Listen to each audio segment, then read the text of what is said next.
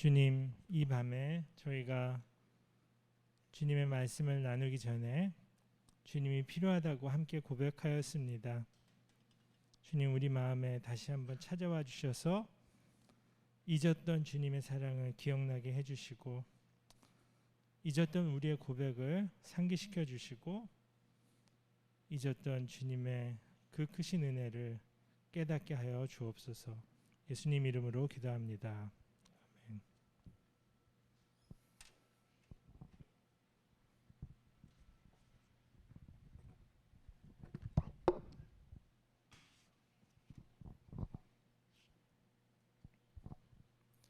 네, 오늘 이제 세 번째 말씀 나눔 시간인데요.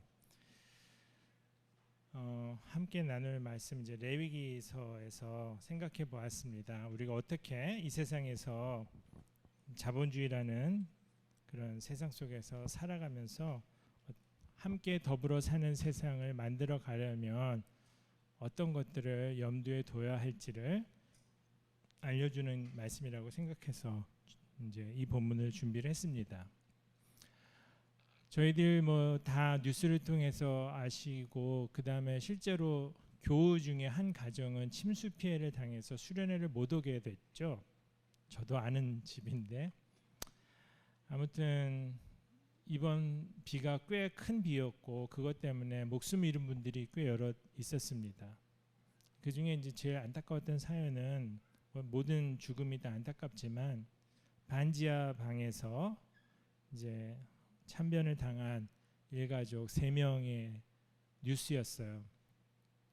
저는 이제 그 신혼생활 할 때 옥탑에서 시작을 하고 그 다음에 이제 반지하로 갔었기 때문에 반지하에서 살았던 경험이 이제 지금까지 기억에 남아 있거든요. 저도 한 번은 자는데 아내가 막 황급히 깨워서 보니까, 정신을 차려 보니까 방바닥이 막 흥건한 거예요. 밖에 비가 억수로 오고 있는데 창문 너머로 이제 빗물이 막 들어오는 상황이었습니다. 그래가지고 그냥 황급히 나가가지고 보니까, 상황 파악을 해보니까 이제 우리 창틀 쪽에 한편에 배수 그 관이 있는데 거기가 막혀가지고 물이 이제 차오르면서 저희 창문 너머로 물이 들어오는 중이었어요. 그래서 이제 그 배수구가 막힌 거를 어떻게든지 뚫어내니까 이제 물이 빠지기 시작하면서 창문으로는 이제 더 이상 물이 안 넘어오게 됐고요. 집 안으로 들어와서 집에 고인 물을 밖으로 쓰레받기랑 물통이랑 해가지고 이제 다 퍼내고 닦아내고, 보일러 틀고, 여름인데 이제 보일러 틀고 선풍기 돌리고 이제 그랬던, 생 난리를 쳤던 그런 기억이 있습니다. 뭐 우리 그 기생충이라는 영화에서도 잘 다뤘지만 반지하 생활이라는 게 참 인간적으로 이렇게 주거 환경으로는 너무나 열악한 곳이죠. 이런 곳이 이제 없어져야 한다는 그런 사회적 공감대가 생기는 그런 계기가 된 것 같습니다. 그런데 이제 그 다음 날 우리 국가 지도자께서 현장에 방문을 하셔가지고 쪼그리고 앉아가지고 안을 들여다보면서 했던 말들, 그 이후에 대통령실에서 홍보 자료로 카드 뉴스를 만들어서 국민의 안전이 최우선입니다라고 그 돌아가신 분들을 이용해서 홍보하는 그들의 발상을 보면서, 그건 이제 재난 관음증이라고 부르잖아요. 전혀 공감하지 못한 채 구경하듯이 말하는 그의 태도를 보면서, 정말 어떻게 우리가 여전히 이렇게 야만스럽고 천박한 인식 수준을 갖고 사는가 경악을 했습니다. 그리고 이번 사건을 겪으면서 절박한 상황에 가장 먼저 고통을 겪는 것은 역시 어려운 이웃들이구나, 사회적 약자들이구나, 이렇게 생각할 수밖에 없었습니다. 오늘 저녁에 그래서 함께 살아가는 세상을 만들기 위해서 우리가 할 수 있는 것들은 무엇일까 말씀을 통해 나누고 싶은데요. 사실 교회는, 또 한국 교회, 한국 기독교는 오랫동안 남 돕는 일 굉장히 많이 해온 곳입니다. 사회복지법인도 많이 운영하고 있고, 이웃 돕기라든지 이런 거에 굉장히 헌신적이고 열심히 발벗고 나서는 그런 것이 바로 교회입니다. 그리고 또 선교사들이 우리나라에 와가지고 교회도 세우고 학교도 세우고 병원도 세우고 이랬던 기억들이, 좋은 기억들이 있기 때문에 우리나라 선교사님들이 이제 해외로 나가가지고 학교 세우고 병원 세우고 이런 일들을 굉장히 많이 했습니다. 그래서 제가 아는 경우만 해도 어디 가서 학교 세우고 어디 가서 병원 세우고 이런 일들이 많았거든요. 이런 식으로 이제 열심히 나가서 섬기고 나누는 일을 해온 것이 한국 교회입니다. 그런데 우리의 호의, 이런 선의가 계속해서 일방적으로 주는 관계일 때 받는 사람들이 그거를 이용해 먹거나 혹은 그 주고받는 일방적 관계가 부담스러워서 멀어져 버리는 그런 결과가 나는 걸 많이 보았습니다. 소위 이제 쌀로 하는 선교, 라이스 미션이라고 하는데, 먹을 거를, 선물을, 물건을 나눠주면서 사람들의 환심을 사가지고 교회에 나오게 하는 방식의 선교가 갖는 한계들을 우리가 이미 여러 차례 많이 경험을 했습니다. 그래서 안 하는 건 아닌데 하고도 욕먹거나 해도 소용이 없는 일들을 벌일 때가 많다는 거죠. 그래서 우리가 안 해서 문제가 아니라 하긴 하되 제대로 된 방식과 철학과 원칙을, 정신을 알고 해야 되는데, 자칫 잘못하면 그냥 자기만족적인 그런 배품만 하고 진정한 상생까지 나아가지 못하는 그런 경우들이 있기 때문에 특별히 오늘 말씀을 함께 나눠보고 싶습니다. 오늘 이제 9절부터 18절을 중심으로 보겠지만 1절부터 8절도 함께 보는 게 좋을 것 같아서 좀 길지만 역시 1절부터 18절을 제가 한번 쭉 읽어보겠습니다. 주님께서 모세에게 말씀하셨다. 이스라엘 자손 온 회중에게 말하여라. 너는 그들에게 이렇게 일러라. 너희의 하나님인 나 주가 거룩하니 너희도 거룩해야 한다. 너희는 저마다 어머니와 아버지를 공경하여라. 너희는 또 내가 명한 여러 안식일을 다 지켜라. 내가 주 너희의 하나님이다. 너희는 우상들을 의지해서는 안 된다. 쇠를 녹여 너희가 섬길 신상들을 만들어서도 안 된다. 내가 주 너희의 하나님이다. 너희가 나 주에게 화목제로 희생제물을 가져올 때에는 너희가 드리는 그 제사를 나 주가 즐거이 받게 드려라. 제물은 너희가 나 주에게 바친 그날로 다 먹어야 하지만 그 다음 날까지는 두고 먹어도 된다. 그러나 사흘째 되는 날까지 남는 것은 불에 태워 버려야 한다. 사흘째 되는 날에 그 남은 제물을 먹으면 그 행위 자체가 역겨운 일이다. 제물의 효력이 없어지고 말 것이다. 날 지난 제물을 먹는 사람은 누구나 벌을 면하지 못한다. 나 주에게 바친 거룩한 것을 그가 더럽혔기 때문이다. 그런 사람은 자기 백성에서 끊어질 것이다. 밭에서 난 곡식을 거두어 드릴 때에는 밭 구석구석까지 다 거두어 드려서는 안 된다. 거두어 드린 다음에 떨어진 이삭을 주워서도 안 된다. 포도를 딸 때에도 모조리 따서는 안 된다. 포도밭에 떨어진 포도도 주워서는 안 된다. 가난한 사람들과 나그네 신세인 외국 사람들이 줄게 그것들을 남겨두어야 한다. 내가 주 너희의 하나님이다. 도둑질하지 못한다. 사기하지 못한다. 서로 이웃을 속이지 못한다. 나의 이름으로 거짓 맹세를 하여 너희 하나님의 이름을 더럽혀서는 안 된다. 나는 주다. 너는 이웃을 억누르거나 이웃의 것을 빼앗아서는 안 된다. 내가 품꾼을 쓰면 그가 받을 품값을 다음날 아침까지 밤새 내가 가지고 있어서는 안 된다. 듣지 못하는 사람을 저주해서는 안 된다. 눈이 먼 사람 앞에 걸려 넘어질 것을 놓아서는 안 된다. 너는 하나님 두려운 줄을 알아야 한다. 나는 주다. 재판할 때에는 공정하지 못한 재판을 해서는 안 된다. 가난한 사람이라고 하여 두둔하거나 세력이 있는 사람이라고 하여 편들어서는 안 된다. 이웃을 재판할 때에는 오로지 공정하게 하여라. 이 사람 저 사람에게 남을 헐뜯는 말을 퍼뜨리고 다녀서는 안 된다. 너는 또 내 이웃의 생명을 위태롭게 하면서까지 이익을 보려 해서는 안 된다. 나는 주다. 너는 동족을 미워하는 마음을 품어서는 안 된다. 이웃이 잘못을 하면 너는 반드시 그를 타일러야 한다. 그래야만 너는 그 잘못 때문에 질 책임을 벗을 수 있다. 한 백성끼리 앙심을 품거나 원수 갚는 일이 없도록 하여라. 다만 너는 너의 이웃을 내 몸처럼 사랑하여라. 나는 주다. 1절에서 8절에 보면은 거룩하라는 이런 이제 거룩한 삶에 대한 초대가 등장을 합니다. 오늘 아침 새벽 기도 때 이 이제 말씀의 연장선에서 레위기 25장에 나오는 내용들을 함께 말씀을 들었습니다. 레위기 18장에는 이제 가족들 안에서 어떻게 가정을 어떻게 꾸려가며 그 가족의 구성원으로 어떻게 살아가야 할지 그런 것들을 가르치고 나서 이제 19장으로 오면은 이게 사회로 확장이 됩니다. 그래서 윤리가 가정에서 사회로 확장되는 게 이제 19장이라고 생각하시면 될 것 같아요. 대상은 이스라엘 온 회중이었습니다. 모든 사람들을 다 말하는 것이었어요. 그들에게 거룩하라는 명령이 떨어지죠. 너희 하나님인 나 주가 거룩하니 너희도 거룩해야 한다라는 이제 명령이 떨어집니다. 자, 여기서 거룩이라는 말이 이제 등장을 하는데요. 거룩 그러면은 여러분에게는 어떤 이미지가 떠오르십니까? 어떤 장면이 떠오르십니까? 거룩하면 떠오르는 심상이 있습니까? 한번 옆에 사람하고 생각해보세요. 거룩 그러면 떠오르는 뭐 이미지가 있는지.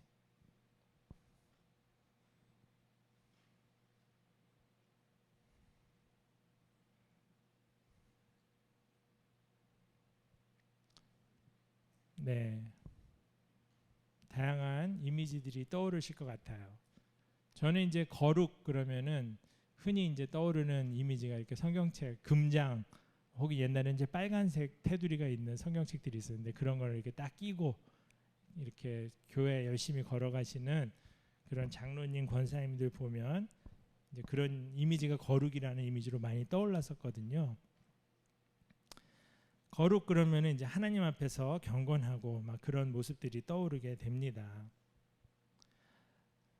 이 이제 히브리어로는 코데시라는 말, 카도시라는 말이 쓰이는데 코데시는 이제 명사고 형용사로는 카도시라는 단어를 쓰고 있는데 분리되어 있다, 다르다, 구별되어 있다 이제 이런 의미의 단어입니다. 새벽 설교에서도 나왔지만 안식일을 거룩하게 하셨다는 것은 그날을 특별히 구별해 놓으셨다는 거죠. 그날이 다른 날과 다르다고 구별을 해 놓으셨다는 뜻입니다. 이 거룩이라는 게 이제 굉장히 중요한 개념이면서도 그 중요성 때문에 그랬는지 모르겠지만 잘못 오용되거나 오해를 받아서 우리 교회 안에서 신앙생활할 때 많은 부작용들을 일으키기도 했던 것 같습니다. 거룩과 관련된 가장 심각한 오염은 제가 생각할 때 종교를 또 그 하나님을 높이는 그런 영역에 종교 영역에만 거룩을 적용해서 시간적으로는 주일에 공간적으로는 예배당에 갇힌 기독교를 만들어 버린 거죠. 그날만 기독교인이면 되는 그런 신앙을 만들어낸 것이 거룩에 대한 첫 번째 중요한 오염. 흔히 이제 성속 이원론이라고 합니다. 성스럽고 종교적인 것들은 이제 거룩한 영역이고 나머지는 세속적이고 그렇기 때문에 우리가 신경 쓰지 않거나 무책임하게 살기 쉬운 혹은 세상 사람들하고 전혀 구별이 되지 않는 그곳에서는 이제 구별이 없는 거죠. 그렇게 살아가는 성속 이원론. 거룩을 이렇게 종교적인 것에만 국한시켜서 살아오면서 우리는 성경의 정신을 따르지 않은 채 살아가는 수많은 형식적인 신자들을 양산하게 되었습니다. 그래서 오늘 본문 앞에 1절에서 이 8절은 거룩을 정의는 하지 않았어요. 거룩은 이것이다 정의는 하지 않았지만 거룩이 무엇인지 묘사를 하고 있습니다. 그래서 그 스냅샷들을 좀 보면서 거룩이 어떤 모양을 갖는 것인가 함께 좀 단서를 얻을 수 있는데요. 여기 먼저 등장하는 게 어머니와 아버지를 공경하는 게 거룩이라는 거죠. 공경이라고 했습니다. 어렵게 여기고 섬기라는 거죠. 지금 이제 우리 문화와 어떤 세태가 변하면서 아이들 되게 친근하게 하고 옛날 같은 권위를 많이 부리지 않는 그런 시대가 되었기 때문에 어른과 아이 사이에 이제 격이 많이 없어지는 그런 세상입니다. 저는 굉장히 긍정적으로 봐요. 저 스스로가 이제 권위라든지 그런 거를 좋아하지 않는 스타일이어가지고 아이들한테도 그랬고, 저희 사실 부모님도 이렇게 체면 차리고 그러지 않았고, 저 어떻게 보면 이제 굉장히 버릇없이 큰 집에서 컸기 때문에 이런 것들이 이제 자연스럽습니다. 그렇지만 부모님을 공경하라는 거, 어머니와 아버지를 공경하라는 게 첫 번째 등장하는 거룩의 모습이에요. 또 하나는 안식일을 지키라는 그런 명령이 또 등장을 합니다.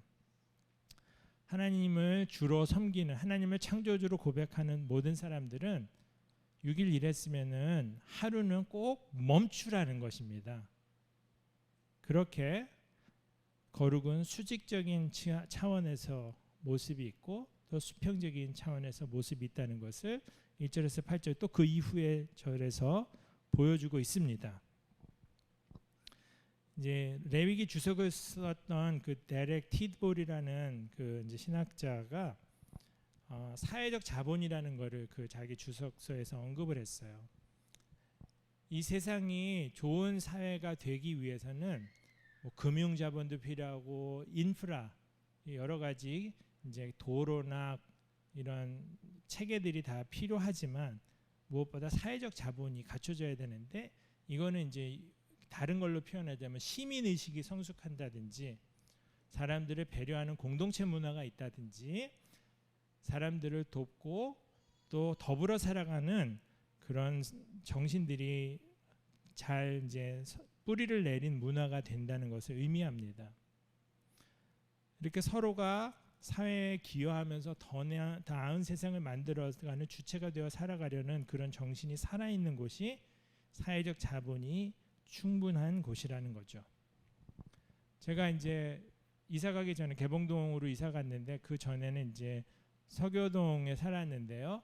그 망원역이라는 근처에 살았습니다. 이제 그 동네에 그 성미산 마을이라고 하는 곳이 있고, 그곳에 이제 약간 그 진보적이거나 옛날에 운동권 했던 사람들, 시민운동 하는 사람들이 꽤 많이 그 지역에 몰려 살아요. 그래서 그 지역에 가보면은 공동으로 집을 지어서 사는 공동주택들도 많이 있고, 청년들을 위한 주거 공간을 마련해서 살아가는 그런 곳도 있고, 다양한 사회적인 기운이, 운동이 기운이 그곳에 곳곳에서 창의적으로 펼쳐지는 그런 마을 공동체가 있습니다.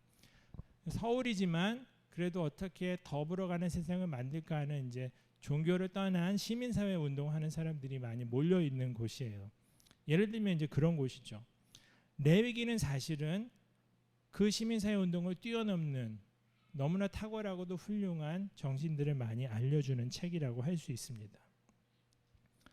안식하라는 명령이 등장을 합니다. 여기 또 안식은 일과 분주함이라는 독재에서 해방되어서 참된 주님이 누군가를 기억하는 이런 영적인 훈련입니다. 안식을 하려면 반드시 필요한 게 있어요. 안심을 할 수 있어야 됩니다. 불안하면은 안심할 수가 없고, 그렇게 안심할 수 없으면 잠을 자도 편안하게 잘 수가 없고, 내 마음이 계속해서 뭔가에 쫓기고 두렵고 불안합니다. 안식을 위해서 반드시 필요한 게 안심인데, 안심은 어떻게 할 수 있냐면 내 삶이 내가 챙겨야만 되는 게 아니라 결국 주님께 달려 있음을 알고 내 삶에 대한 안달을 내가 내려놓을 수 있어야 안심이 되는 것이죠. 우리의 마음이 하나님의 품에 안겨서 충분히 쉴 수 있어야 안심을 경험할 수 있습니다. 제가 이제 30 중반쯤 되었을 때 어느 날 아침에 이제 제 방에 가서 혼자 큐티를 하고 있는데 둘째가 깨서 저의 방으로 아장아장 걸어왔어요. 18개월, 24개월 그 어간의 아이였는데 일찍 깼어요. 그날따라. 그러더니 이제 저 있는 데로 오더니 제가 앉아있는 책상에 와가지고 양쪽으로 손을 딱 벌리는 거예요. 저보고 이제 안으라는 거죠. 그래갖고 이제 앉아서 제가 안아 올렸습니다. 그리고 제 품에 아이를 이렇게 딱 안겼어요. 그랬더니 자기 온 몸을 제 몸에 퍽 안기면서 제 심장에 귀를 갖다 대고 가만히 있는 거예요. 한 5분 10분 아이를 안고 있는 그 순간 저는 너무나도 행복했습니다.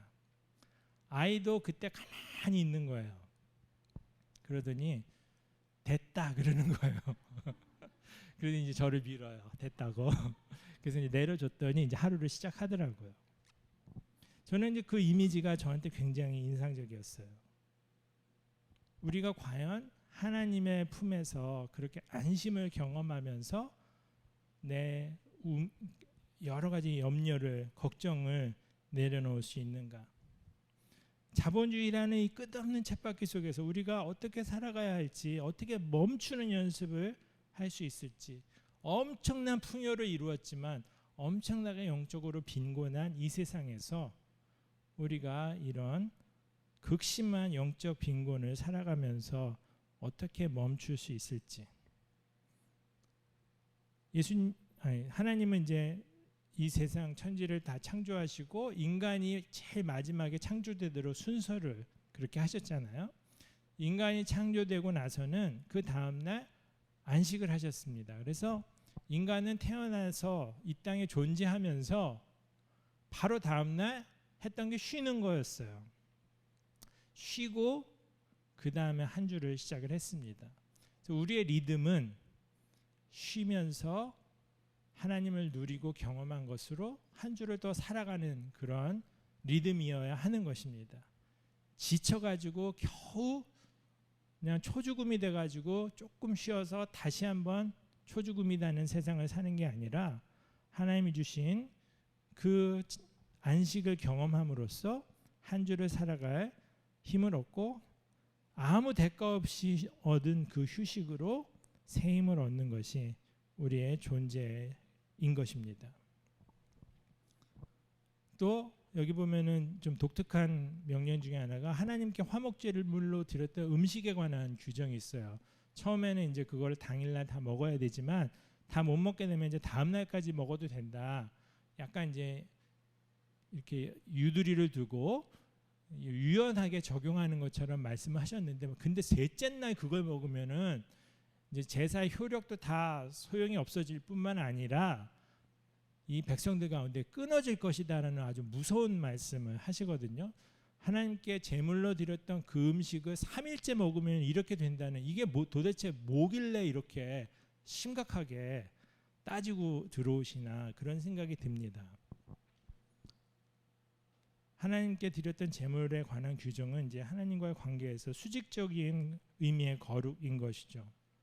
하나님께 바친 음식을 일반적인 음식과 똑같이 취급하지 말라는 그런 명령입니다. 하나님께 드려진 음식이기 때문에 우리가 일반적으로 먹는 음식이야 둘째 날, 셋째 날 먹을 수도 있겠으나, 두었다 먹을 수도 있겠으나, 하나님께 드려진 것은 그렇게 일반적 음식으로 취급해서는 안 된다. 너희에게 넘지 못할 선이 있다는 것을 분명히 보여주는 대목입니다. 그 거룩을 손상시킨 죄가 또 매우 엄중하다는 것을 말해주고 있어요. 이 음식에 관한 건 하나님과의 관계에서도 언급이 되지만, 이제 곡식을 추수하거나 또 포도를 수확하는 것과 관련해서 수평적인 관계에서도 이 음식 규정이 등장을 합니다. 그게 이제 오늘 본문에서 다루고 있는 내용입니다. 거기 넘어가기 전에 나는 주다라는 걸 먼저 좀 생각을 해보겠습니다. 2절, 3절에도 등장을 하고, 그 다음에 오늘 본문 10절, 12절, 14절, 16절, 18절에 거듭 등장을 하는데요. 너희 하나님인 나 주가 거룩하니 너희도 거룩해야 한다, 이런 것처럼 계속해서 반복해서 등장하는 게 나는 주다라는 그런 근거입니다. 거룩을 요구하는 근거.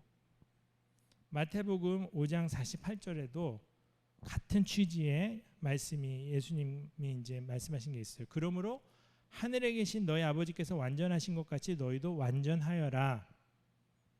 베드로전서 1장 14, 15절 순종하는 자녀로서 여러분은 전에 모르고 좇았던 욕망을 따라 살지 말고 여러분을 불러주신 그 거룩하신 분을 따라 모든 행실을 거룩하게 하십시오, 그랬습니다.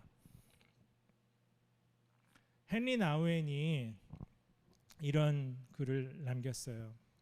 예수님의 삶의 대부분은 가려져 있다. 우리 사실 잘 모르죠. 예수님이 이제 공생애를 시작하신 이후에 죽으시고 부활하신 그 대목은 우리가 기록되어 있어서 알지만 그 이전의 삶은 뭐 12살에 이제 예루살렘 가셨다가 길 잃어버리신 것, 그 부모님이 잃어버렸던 그 기록 외에는 과거의 일들이 잘 알려져 있지 않습니다. 예수님은 부모님과 함께 나사렛에서 사셨고 그리고 지혜와 키가 자라고 하나님과 사람들에게 이제 사랑을 받았다. 그런 기록이 등장하는 것 외에는 우리가 잘 모릅니다. 예수님에 대해서 우리가 떠올리는 것은 주로 그분의 말씀이나 기적이나 고난이나 죽음, 부활에 관한 것이지 그 앞에서 예수님이 일상을 단순하게 조용한 마을에서 우리의 어떤 눈길을 피해 또 위대한 사람이나 대도시의 어떤 큰 사건과 무관하게 살았던 평범한 일상에 대해서는 우리가 아는 바가 없다는 거죠. 예수님의 숨겨진 인생이야말로 우리의 영적인 여정에 굉장히 중요한 부분이라고 말합니다. 우리가 예수님을 행실과 말로 따르고자 한다면 그분을 섬기는 과정에서 예수님을 그렇게 따르고자 한다면 우리 모두는 이렇게 단순하고 눈에 띄지 않고 일상적인 숨은 삶에서 예수님을 따르는 게 중요하다고 말하고 있습니다. 거룩은 그래서 하나님을 닮는 것입니다. 사람은 자기가 숭배하는 신을 닮게 되어 있습니다.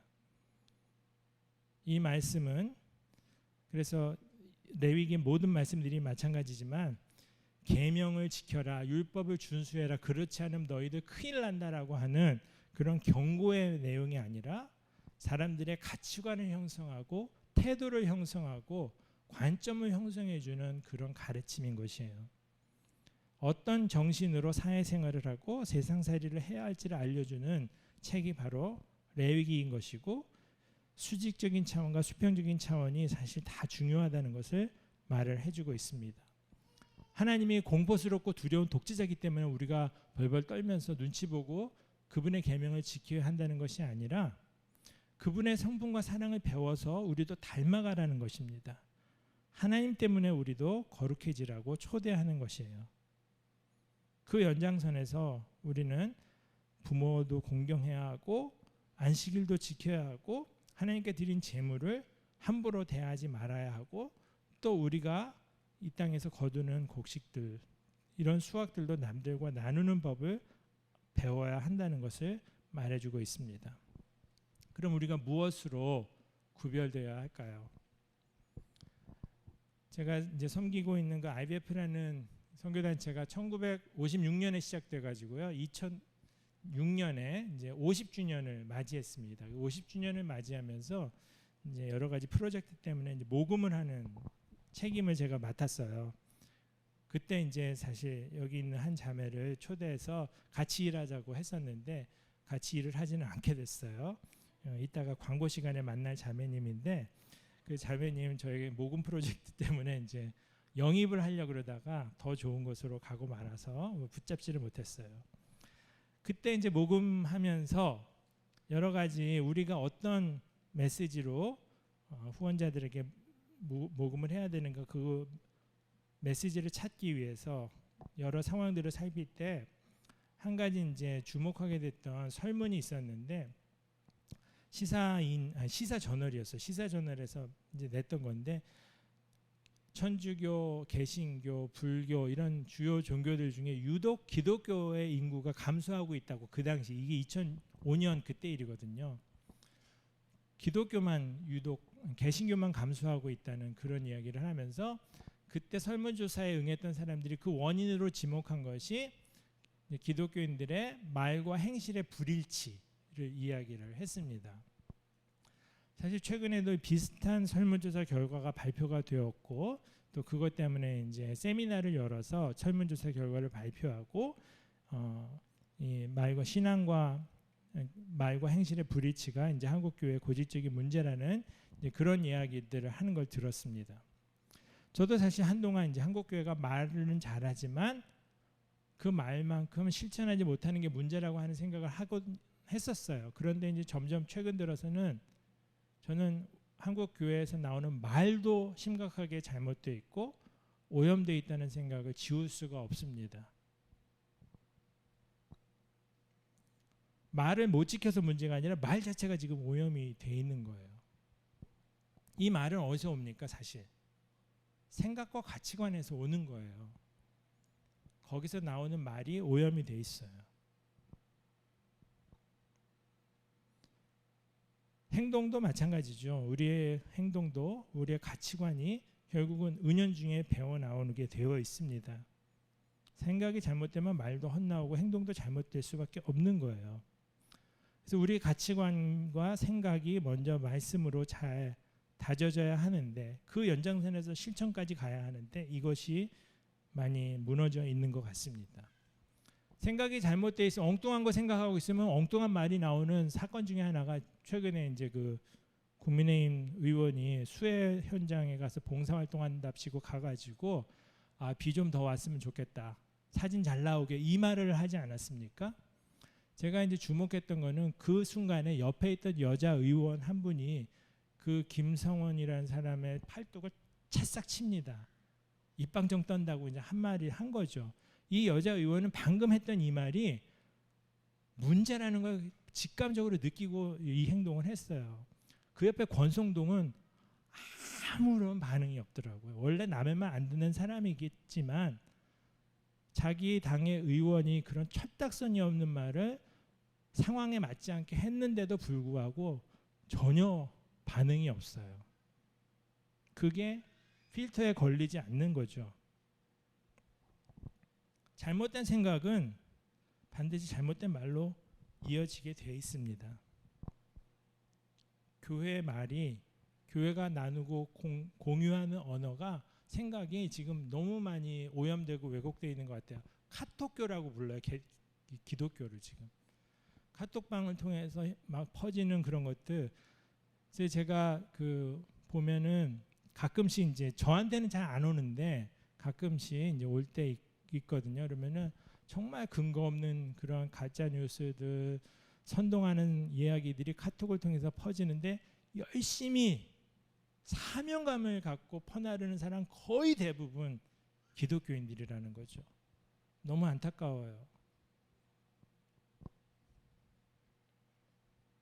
제 친한 지인 한 명이 어느 날 갑자기 벌써 이게 이제 처음 나온 얘기는 아니었지만 1년 반 이상 전부터 계속해서 갑자기 하나님이 이 한국은 불바다가 될 것이고 멸망할 것이기 때문에 빨리 다른 나라로 가라고 말씀하신다는 거예요.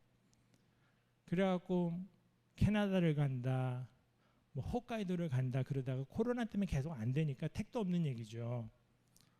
파라과이를 간다 그러더니 결국은 태국으로 며칠 전에 출국해버렸어요. 아이를 데리고. 그 자매가 영향을 받고 있는 유튜브가 있는 거예요. 그 유튜브에서 그 자매가 계속 보는 게 박모모라고 하는 굉장히 극우 그리고 세대주의적인 관점을 가지고 사람들을 현혹시키고 있는 그 사람인데 그 사람의 목소리에 완전히 그냥 사로잡혀 있는 것입니다. 너무 안타까운 일들이 교회 안에서 진리를 가장해서 이제 퍼지고 있습니다.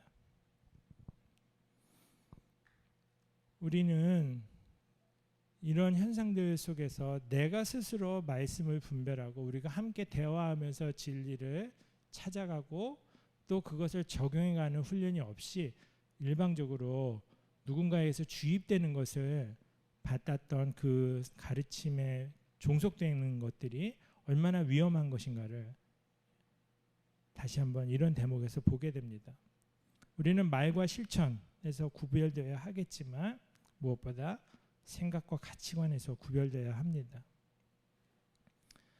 또 남도 생각하면서 살라는 그런 말씀이기도 합니다. 오늘 본문에 보면은 밭에서 난 곡식을 거두어 드릴 때 밭 구석구석까지 다 거두어 드리지 말라고 그걸 금하십니다. 그러면 거두은 다음에 보니까 땅바닥에 이제 떨어져 있는 곡식 나달들이 많이 있는데 그거 다시 가서 주워오지 말고 다 그냥 두라는 거죠. 포도를 딸 때도 모조리 따지 말라고 합니다. 포도송이를 남겨놓고요. 그럼 따다 보면 또 포도 나달이 다 떨어질 수 있는데 그것도 줍지 말라고 합니다. 누구를 위해서? 가난한 사람들, 나그네 신세인 외국 사람들이 줍도록 그걸 남겨놓으라고 합니다. 내가 주 너희의 하나님이다. 그렇게 말씀하십니다. 심지어 외국 사람들까지 하나님이 배려를 하고 계신 거예요. 우리나라도 지금 수많은 외국인 노동자들이 들어와서 일을 해야만 경제가 돌아가는 그런 시대가 되었고, 외국인 노동자들에 대한 이 차별과 무시와 온갖 인권 침해는 무지무지 많이 일어나고 있거든요. 제가 서울에 이제 2006년에 오기 전까지 2001년부터 6년 사이 5년 동안 대전에서 살았는데, 그때 이제 외국인 노동자 선교센터에서 이제 자원봉사를 매주 갔었어요. 거기서 보면은 수많은 임금체불, 여기 임금체불 당일날 줘야 될 거 그 다음날까지 갖고 있지 말라는 거죠. 왜냐하면 그날 가지고 가야 그 사람이 먹을 수 있는 건데, 그런 임금체불 하지 말라고 했는데 임금체불도 숱하게 일어나고 여권 숨겨놓고 이런 일들이 무지 많이 일어나고, 말로 무시하고 욕하고 학대하는 것들 아주 그냥 다반사로 일어나는 것이 노동 현장이었습니다. 자본주의는 인간의 무한한 욕심이 견제 없이 극단까지 갈 수 있는 위험성이 항상 있습니다. 그 단면을 사실 우리가 지금도 많이 우리 현실 속에서 보고 있죠. 이런 세상에 우리도 거대한 자본주의의 일부로 살아가는 사람들이에요. 그 경쟁에 나름 성공적으로 앞서서 갔던 존재인 사람들도 있고요. 또 그 압박 속에서 여태까지 고민하면서 버티고 있는 분들도 있습니다. 자본주의를 살면서 그 대가로 누린 혜택들이 달콤하기 때문에 이제는 다른 삶의 방식을 상상할 수가 없는 지경까지 왔습니다. 여기서 진퇴양난이 있는 거죠. 우리는 참 자본주의의 이런 무한 경쟁을 더 이상 살고 싶지 않은데, 특별히 우리 자식들까지 생각하면 그거 물려주고 싶지 않은데, 다르게 살 방법이 마땅히 떠오르질 않는 거예요. 다른 시도를 할 엄두가 나질 않는 거죠. 바로 뒤처질 것 같고 바로 미래가 불안해지고 어떻게 살아야 할지 그림이 그려지지 않는 거죠. 대안적 삶이 눈에 와닿질 않습니다. 철저한 승자독식의 냉엄한 현실을 살아가면서 우리는 이제 그 충돌이 굉장히 크게 일어나는 것들 많이 봅니다. 대기업들, 뭐 요즘에 소위 플랫폼 기업이라고 하는 회사들이 독점하려고 무진장 애를 쓰죠. 이미 사실상 독점이 돼버렸어요. 아마존이라는 회사는 영어로 그냥 아마존 한다라는 동사가 있어요. 쇼핑한다랑 똑같은 식으로 통용이 되는, 그러니까 그 쇼핑을 대체하는 단어로 지금 아마존이 들어와 있을 정도가 되었습니다. 우리나라도 뭐 쿠팡이든지 배달의 민족이든지 야놀자든지 카카오든지 이런 플랫폼 기업들이 우리 삶의 곳곳까지 다 이제 침투해 들어오고 있죠. 나라와 나라도 지금 서로 목숨을 걸고 싸우고 있습니다. 중국과 미국이 싸우면서 중국의 이웃이고 미국의 동맹인 우리나라는 정말 너무 어려운 그런 형편을 겪고 있습니다. 죽을 맛이죠. 이런 거대한 세상 속에서 도대체 나 같은 개인이 뭐 자본주의에 저항하고 대안을 얘기하고 택도 없는 것처럼 보이죠. 그냥 겨우 근근히 직장 다니면서 살아가는 게 다인데 도대체 내가 뭘 할 수 있겠는가? 그 질문은 너무나 막막합니다. 우리 사실 너무 작고 무의미한 존재들 아니겠습니까? 우리가 뭐 한다는 게 가능이나 하겠습니까? 그런 이제 자괴감이 다 들 수밖에 없는 사람들입니다. 하지만 최소한 우리가 할 수 있는 영역에서는 할 걸 하자는 거죠. 그리고 적극적으로 상상해보고 논의해보고 시도해보고 격려하고 우리끼리 할 수 있는 것들을 계속해서 포기하지 말자는 거죠. 그걸 조롱하거나 비난하거나 해야 소용없다고 하지 말고 우리가 할 수 있는 것들을 지속적으로 시도하고 찾아보자는 거죠. 성경이 가르치는 이런 이상과 달리 지금 현실은 너무나도 이제 어렵기 때문에 그 엄청난 괴리 때문에 우리는 아무것도 못하고 포기를 해버릴 수도 있고, 혹은 뭐 아미슈 교도처럼 극단적인 이제 애나베티스트 운동이죠. 이 세상과 완전히 담을 쌓고 그냥 우리끼리 공동체를 이루면서 살아가겠다고 하는 선택, 이런 극단적인 분리 모델을 택할 수도 있겠지만 우리는 최소한 이 자본주의의 일부로 살아가면서 여기에서 다르게 살아가는 상상과 실천을 계속 시도하자는 거죠. 1세기 교회 예배 이야기에 보면은 이제 불신자의 눈으로 본 그들의 예배 모임이죠.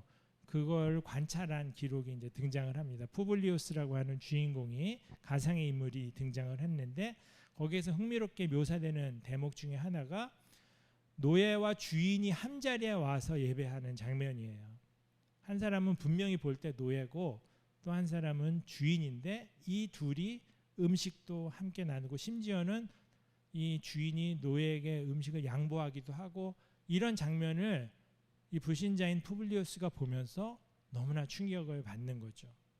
그리스도인 공동체 안에서 그 당시 사회를 지배했던 노예제가 무기력해지는 것을 본 것이에요.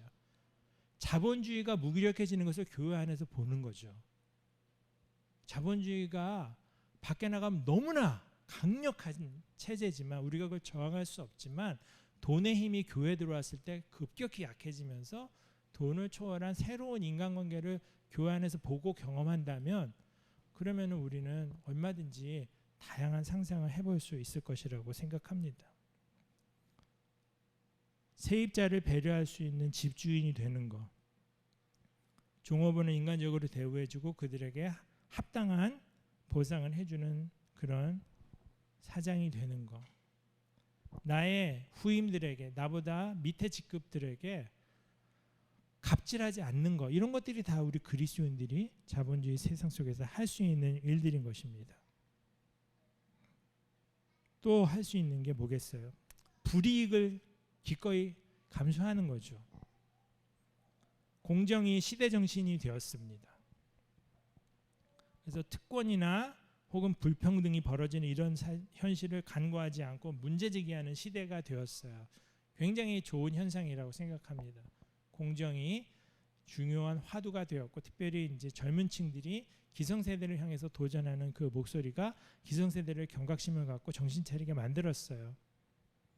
그런데 그 공정에 대한 요구가 정의감의 발로가 아니라 이기심이나 자기중심성에 의해서 너무 많이 채색되고 있을 때가 있다는 걸 보게 됩니다. 또 이 시대 정신 중에 하나가 절대 손해보지 않으려는 그런 똘똘 뭉친 이기주의예요. 제가 살았던 동네에 재개발이 시작이 돼가지고 아주 대규모 브랜드 아파트들이 들어왔습니다. 그 공사가 한 2년 3년 돼서 막 수많은 단지가 이제 들어오고, 그래가지고 이제 입주해서 뭐 화려한 아파트가 이제 지어졌어요. 저는 이제 거기서 원래 살던 집이 이제 단독주택이었는데 거기서 사무실까지 자전거로 출퇴근을 하는데, 어느 날 출퇴근하다가 그 아파트 단지에 새로 걸린 플랜카드를 보게 됐어요. 행복주택 웬 말이냐, 신혼부부를 위한 행복주택을 그 아파트 개발하면서 일부 지역을 이제 구역을 할당해서 짓는 모양이에요. 저는 몰랐는데 행복주택 웬 말이냐, 행복주택 결사반대. 저는 이제 그런 걸 붙여놓는 걸 보면서 아, 참 이기심 너무나 무섭다, 그런 생각을 했습니다. 아파트 집값이 완전히 이 시대의 우상 아니겠습니까? 그거를 지켜내는 것, 그걸 올리는 걸 위해 정말 목숨들을 걸었어요. 창피한 줄을 모르고 돈에 진심으로 미쳤습니다.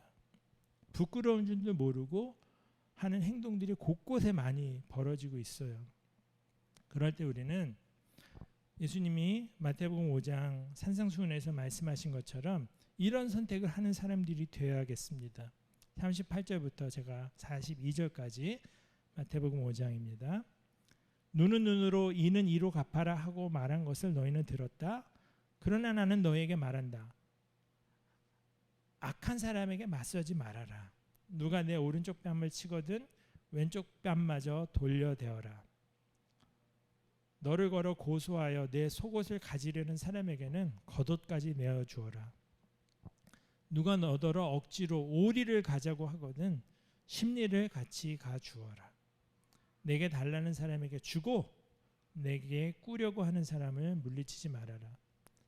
주님을 위해 바보가 되고 주님을 위해 져줄 수 있는 사람이 되는 것. 이게 왜 가능하겠습니까? 우리가 어떻게 손해보는 선택을 할 수 있겠습니까? 우리의 본성 자체는 진짜 손해보기 싫은 사람이거든요. 근데 어떻게 기꺼이 손해도 보고 양보할 수 있겠습니까? 오늘 새벽에 목사님이 하셨던 그 설교 중에 인상적이었던 게 희년이 속죄일에 이제 시작되었다는 거죠. 양각 나팔을 불면서 그게 요벨이라는 나팔이 이제 요벨이라는 단어인데 거기에서 이게 주빌리라고 하잖아요. 희년이 시작될 때는 그 나팔을 부는데 그날이 속죄일이라는 거죠. 우리의 죄짐이 그렇게 무거웠던 짐인 죄짐이 마음에 그게 탁 사라지니까 마음이 홀가분해지고 큰 기쁨을 얻으면서 내가 관대하고 너그러워지는 거죠. 은혜가 나를 찾아오니까 내가 이제는 아깝지 않은 거예요. 그런 손해도 기꺼이 기쁘게 감당할 수 있는 사람이 되는 거예요. 내가 좋은 놈이 아니라서 그렇게는 원래 못하는 사람이지만 하나님의 은혜가 내 마음에 부딪히니까 내가 변해서 이제는 기꺼이 그래 손해보지 할 수 있는 사람이 된다는 거죠. 우리는 더 큰 사랑을 경험한 자들이기 때문에 그렇게 우리의 것을 기꺼이 내놓는 사람이 될 수 있다는 것입니다. 결국 내게 주어진 은혜가 이런 삶을 선택할 수 있도록 그 삶이 가능하도록 도와주고 권고한다는 거죠. 또 남에게 고통을 주지 말라고 합니다. 사실 자본주의는 우리가 누리는 이 많은 것들은 누군가의 희생을 통해서 얻어진 편리와 이익인 경우가 많습니다. 그래서 이 자본주의 안에 불평등한 구조가 기본적으로 깔려 있어요. 그래서 기본적으로 우리는 이 자본주의를 누리면서 한편으로는 고마워해야 되고 한편으로는 미안해해야 되고 겸손해야 합니다. 그런 마음으로 소비 생활을 해야 됩니다. 우리가 쉽고 싸게 살 수 있는 많은 상품들 이면에 굉장히 고생하고 제대로 대우받지 못하는 손길들이 희생하고 있다는 걸 기억해야 합니다. 저임금 노동이 있다는 걸 알아야 합니다. 그래서 겸손히 이런 혜택을 누리는 걸 넘어서 남을 착취하고 또 적극적으로 남들을 희생시키는 사람이 되어서는 안 된다는 거죠. 13절에 너는 이웃을 억누르거나 이웃의 것을 빼앗아서는 안 된다. 그 사람들이 정당하게 가져가야 할 임금을 착취하는 거 안 되는 거죠. 네가 품꾼을 쓰면 그가 받을 품값을 다음날 아침까지 밤새 내가 가지고 있어서는 안 된다. 당일에 주라는 거죠. 정당하게.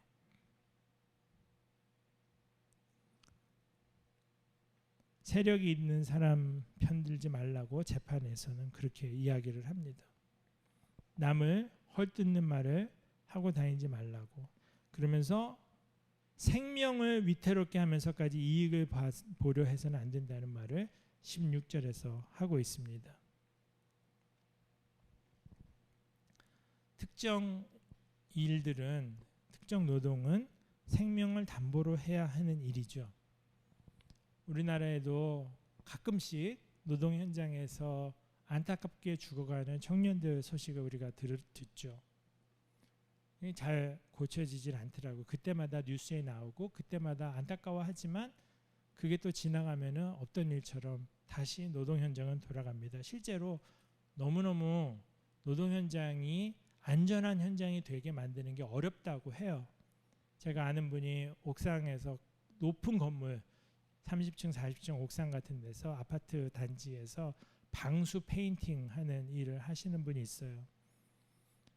굉장히 위험한 일이거든요. 이 끝에 그 아파트 이제 이 모서리에서 담벼락 제일 위에서 칠을 하고 그런 일을 해야 되는데 원래 규정은 다 하네스 다 하고 로프로 다 묶고 해야 되지만 그걸 일일이 하려면 시간도 걸리고 번거롭고 그러니까 사람들이 자꾸 그거 없이 그냥 일들을 한다고요.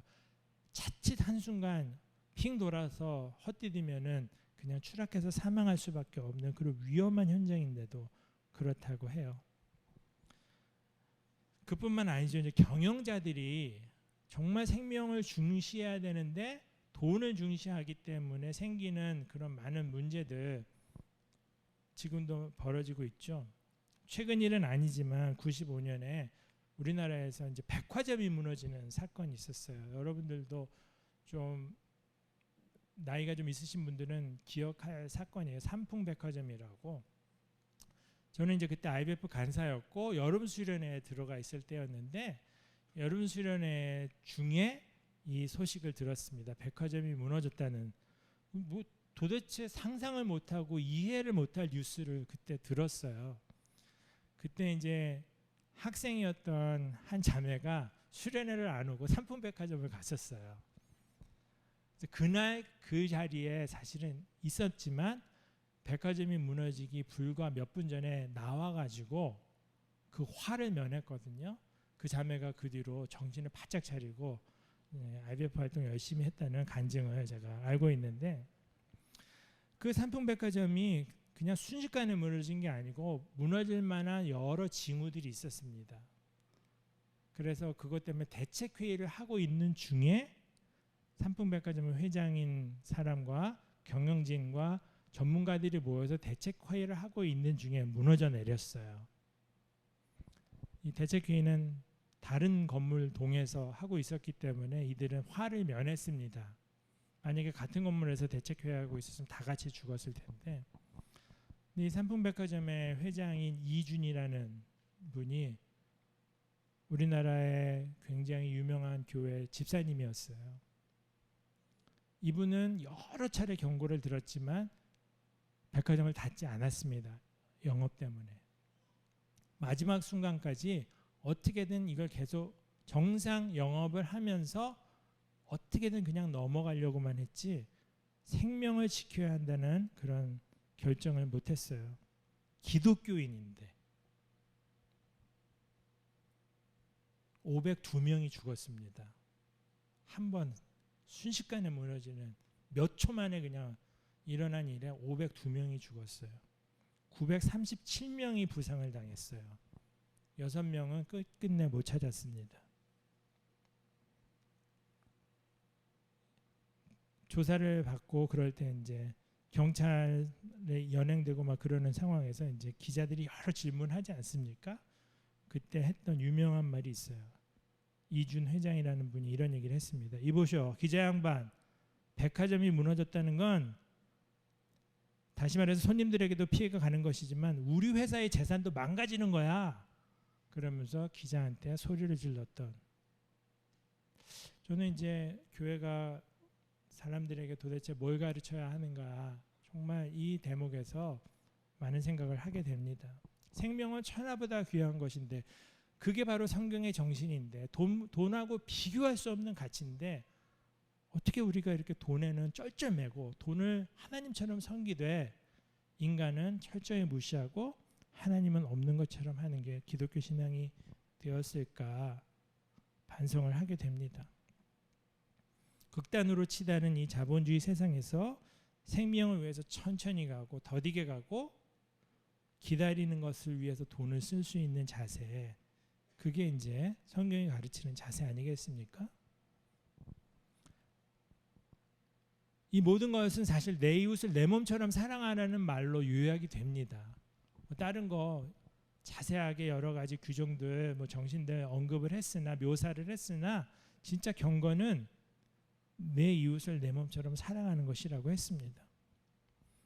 그 중에 정말 인상적인 것 중에 하나가 이삭을 줍고 포도를 줍게 하는 방식으로 이웃사랑을 실천하는 것이었어요.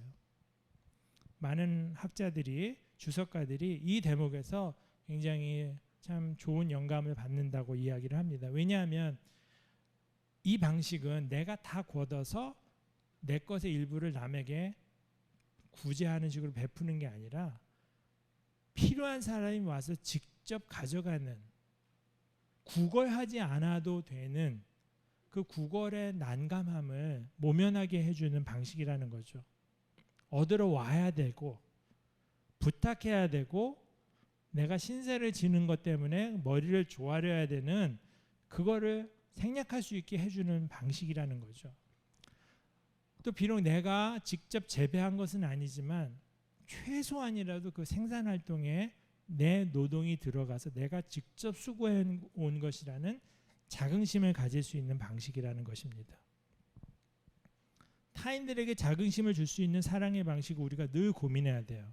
우리가 그냥 남한테 베푸는 사람이 되는 거 기분 좋은 일이지만, 보람도 있는 일이지만, 자칫 잘못해서 그 자기 기만이 될 수 있기 때문에 그렇게 하는 방식보다는 어떻게 하면 우리의 베푸는 것이 남들을 세워줄 수 있는 것이 될까, 이걸 늘 생각해야 한다는 것이죠.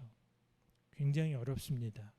선교지에서 굉장히 어렵고, 그들이 주체가 되고 그들이 주인이 되게 만드는 것이 훨씬 더 더디고 어려운 일이에요. 그냥 우리가 다 대신해주고 그들을 위해서 슈퍼맨이 되어주고 형이 되어주고 누나가 되어주고 베푸는 자가 되어주는 건 훨씬 쉬워요. 간단하고. 그런데 그 사람들을 세워주는 거 훨씬 더 어려운 일입니다. 제가 아는 이제 한 형제가 안과 의사예요. 근데 이제 라오스라는 나라로 이제 수술을 하는 의료 봉사팀을 꾸려서 갔습니다. 이 형제가 이제 백내장 수술이라든지 이런 레이저 장비를 통해서 하는 수술들을 계속 하곤 했어요. 근데 가면은 그냥 사람들이 진료를 받기 위해서 장사진을 이루는 거죠. 그래서 수많은 안과 질환들을 치료해 주느라고 너무 바빠요. 그 가 있는 기간 내내. 라오스 의사들이 이제 같이 팀이 돼가지고 이 한국 의사들을 도와서 필요한 것들을 이제 도와주는 그런 역할을 하면서 봉사활동이 진행이 됐습니다. 라오스 의사들이 마지막 날 저녁에 이제 다 일정 마치면은 자기네가 저녁을 사겠다고 했어요. 호의를 베푸는 거죠, 라오스 의사들. 그래서 이제 고맙다고 하고 그러기로 했어요. 근데 웬걸 마지막 날 저녁 식사할 때가 됐는데도 밖에 여전히 기다리는 사람들이 많은 거예요. 그 사람들한테 내년에 봅시다 그럴 수가 없는 거예요. 그래가지고 죄송하지만 우리가 밥을 안 먹으면 안 되겠습니까? 그리고 이제 수술을 계속 한 거예요. 한국 사람다운 그런 이제 당연한 선택이었죠. 갔으니 한 사람이라도 더 고쳐드리고 싶었던 마음, 순수한 열정이에요. 그 이상도 그 이하도 아니고. 그래서 수술을 했는데 갑자기 라오스 의사들이 굉장히 마음에 상처를 받은 거예요. 다음 해에 똑같은 곳으로 봉사를 갔습니다. 갔는데 작년에 만났던 그 라오스 의사들의 태도가 굉장히 냉랭한 거예요. 그 전에는 굉장히 잘 도와주고 환영해주고 분위기가 좋았는데 그 다음에 갔는데 분위기가 영 딴판인 거예요. 그 전에 받았던 상처가 여전히 남은 거죠. 한국 사람들에 대해서 태도가 영 좋지 않더래요. 그런 상태에서 이제 수술을 시작을 했는데 안과 수술할 때 중요한 장비가 두 가지가 있는데 하나는 레이저고 레이저 수술 장비고 하나는 현미경이래요. 근데 공교롭고 신기하게도 이 장비가 각각 하나씩 다 고장이 나더래요. 급기야 한국 의사들이 도저히 수술을 못하는 상황이 된 겁니다. 한국 의사들은 장비 없이는 수술을 못하는 거예요. 젬병이에요. 그러자 라오스 의사들이 투입이 됐습니다. 이 사람들은 장비 없이 수술만 해온 사람들이에요. 그래갖고 이제 당신들이 수술을 할 수 있겠습니까? 해서 투입을 했고 이제는 전세가 역전이 돼갖고 한국 의사들이 시다발이를 하는 거예요. 가만히 지켜보니까 정말 이 라오스 의사들의 손기술이 놀랍더래요. 어떻게 우리가 장비로 하는 거를 다 손으로 할 수 있을까 싶은데 그 섬세한 동작들을 손으로 해가면서 환자들을 수술을 하는데 정말 감탄이 돼가지고 칭찬을 많이 해줬답니다. 그랬더니 라오스 의사들이 그냥 입이 귀에 걸리는 거예요. 너무 기분이 좋아가지고 업이 돼가지고 그 다음부터 이 사람들이 막 살아나기 시작하는데 그때 이 형제가 깊이 깨달은 게 있어요. 우리가 가서 몇 명 고치고 오는 게 중요한 게 아니라는 걸 깨달은 거예요. 우리가 가서 할 일은 이 사람을 주인들을 만드는 거라는 거죠. 어떻게 우리가 종이 되고 우리가 섬기고자 하는 사람을 주인을 만들 수 있을까? 너무나 지혜가 필요하고 통찰이 필요하고 연구가 필요하고 기도와 하나님이 주시는 영감이 필요한 그런 대목입니다. 어떻게 하면 남을 그렇게 주인으로 만들어줄 수 있을까? 자긍심을 주고 그들을 주체로 오너를 만들 수 있을까?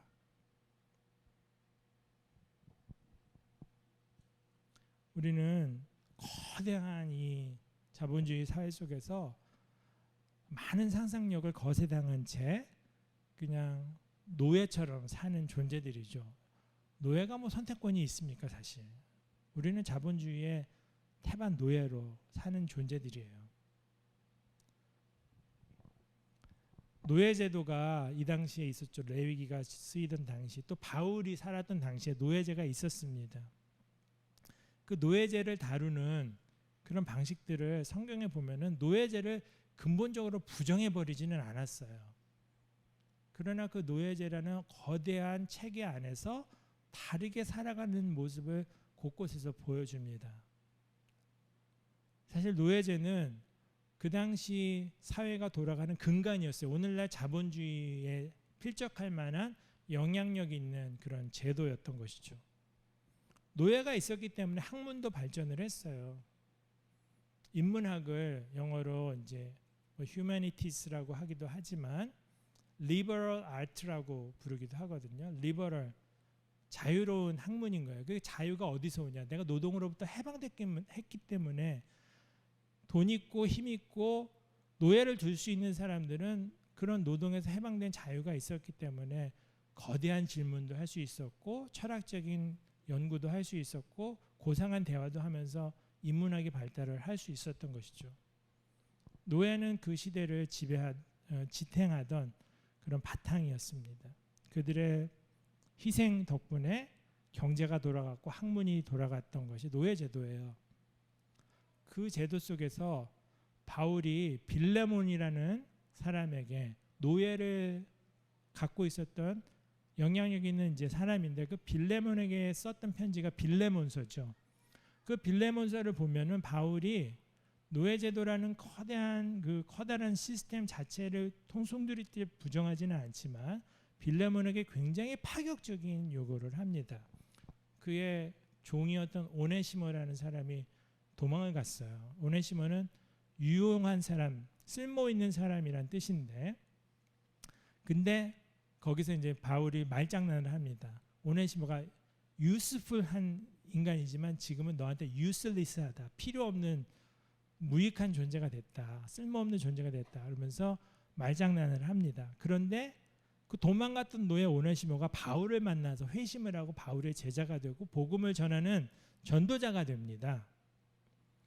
그래서 다시 빌레몬에게 보내면서 그 빌레몬에게 부탁했던 내용이 바로 빌레몬서예요. 오네시모를 이제 당신이 받아줬으면 좋겠는데 뭐라고 얘기를 하는지 한번 들어보세요. 11절에 그가 전에는 그대에게 쓸모없는 사람이었으나 이제는 그대와 나에게 쓸모있는 사람이 되었습니다. 나는 그를 그대에게로 돌려보냅니다. 그는 바로 내 마음입니다. 나는 그를 내 곁에 두고 내가 복음을 위하여 갇혀있는 동안에 그대를 대신해서 나에게 시중들게 하고 싶었으나 그대의 승낙이 없이는 아무것도 하고 싶지 않았습니다. 나는 그대가 선한 일을 마지못해서 하지 않고 자진해서 하기를 원하기 때문입니다. 잠시 동안 그대를 떠난 것은 아마 그대로 하여금 영원히 그를 데리고 있게 하려는 것이었는지도 모릅니다. 이제부터는 그는 종으로서가 아니라 오네시모가 이제 종이 아니라 종 이상으로 곧 사랑받는 형제로 그대의 곁에 있을 것입니다. 도망갔던 나쁜 놈인 이 종을 사랑받는 형제가 되어서 당신 곁에 있을 것입니다. 이거를 얘기를 하는 거죠. 빌레몬에게.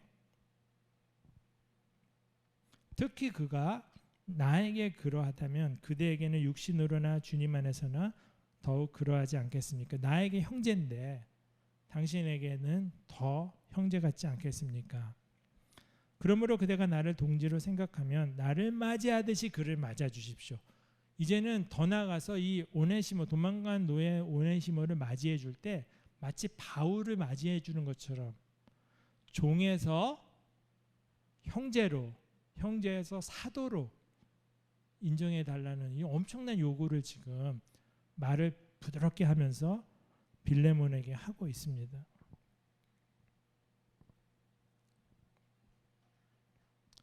오늘 우리는 거대한 시스템에서 노예처럼 살아가고 있는 존재들임에도 불구하고 다른 가치관과 다른 삶의 원리로 살 수 있는 사람이 되기를 원합니다. 왜 그게 가능하겠습니까? 바로 하나님의 사랑을 경험했던, 하나님의 은혜를 가슴에 깨달았던 사람들이기 때문에 그렇습니다. 하나님의 성품이 그렇기 때문에 우리도 그러한 것입니다. 그 연장선에서 우리의 경제생활, 소비생활, 내가 사람을 대하는 방식, 대인관계, 특별히 약자를 대하는 나의 태도, 학교와 가정과 일터와 교회에서 살아가는 나의 모습이 달라져야 합니다. 자, 그러면 아까 여러분들에게 거룩한 이미지, 거룩이라는 단어를 생각했을 때 어떤 이미지가 떠오르냐고 여쭤봤었는데, 마지막으로 한번 그러면 일상을 살아가는 거룩한 모습 과연 무엇일까 한번 다시 생각해 보시라고 여러분들에게 질문하고 싶습니다. 성경책 끼고 주일날 교회 가는 이 로만 칼라하고 앞에서 설교하는 그런 모습이 아니라 삶의 자리에서 땀 흘려서 남을 위해 섬기는 사람들의 모습이 떠올랐으면 좋겠고, 그것이 여러분들에게 꿈이 되고 여러분 일상에 그런 모습들이 자꾸 나와서 그게 하나님께 예배가 되는, 우리의 삶이 하나님께 영광이 되는 그런 모습들이 여러분에게 그림으로 그려졌으면 좋겠습니다.